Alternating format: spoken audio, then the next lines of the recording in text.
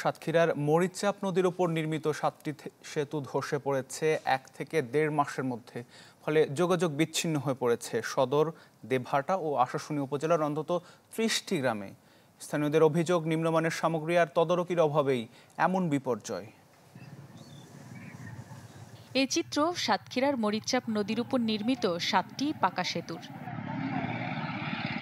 1 থেকে 1.5 মাসের ব্যবধানে এর কোনোটি ভেঙে পড়েছে নদীর মাঝখানে, কোনোটির এক পাশ পারে অপর পাশ নদীতে, আবার কোনোটিতে বাঁশ বেঁধে পার হচ্ছেন কেউ কেউ। 7টা ব্রিজ সবগুলো নদীতে এখন ভেঙে গেছে। বিশেষ করে এল্লাচর বাজার যে ব্রিজ, এই ব্রিজ সাতক্ষীরা সদর মেডিকেল কলেজ হাসপাতাল যোগাযোগ ব্যবস্থা খুবই বন্ধ। আমাদের ব্রিজ ভেঙে গেছে, আমাদের যাওয়া আসার কোনো সম্ভাবনা নেই। ফলে সদর, দেবহাটা ও আশাশুনি উপজেলার অন্তত 30 গ্রামের যোগাযোগ বিচ্ছিন্ন রয়েছে। আমরা এই পথ দিয়ে স্কুলে যাই, এই ব্রিজটা ভেঙে গেছে, আমরা এই পথ দিয়ে অনেক সমস্যায় আমরা যেতে পারিনি।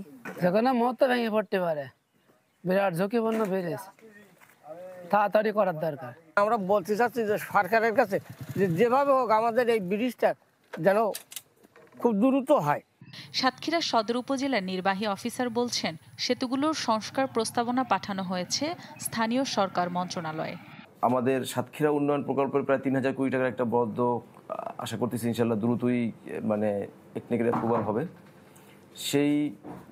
আমাদের সেই বরাদ্দে এবং সেই ডিপিপিতে আমাদের এখানে আমরা প্রয়োজন অনুসারে প্রাথমিকভাবে 2টি ব্রিজের আমরা প্রস্তাব দিয়েছি, যেগুলো এলজিডি বাস্তবায়ন করবে।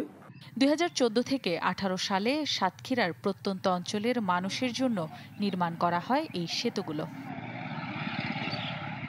Desk report, channel 24।